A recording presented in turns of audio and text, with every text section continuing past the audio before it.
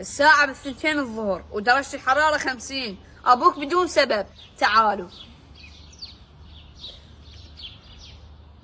والوانكم يا ولو، جيبوا لي شاي. تفضل يابا. عافية وليدي. اوف اوف اوف اوف اوف. يابا علي شوف، ترى درجة الحرارة 50 وانت جاي تشرب شاي، ما جاي تشرب ماهيتو.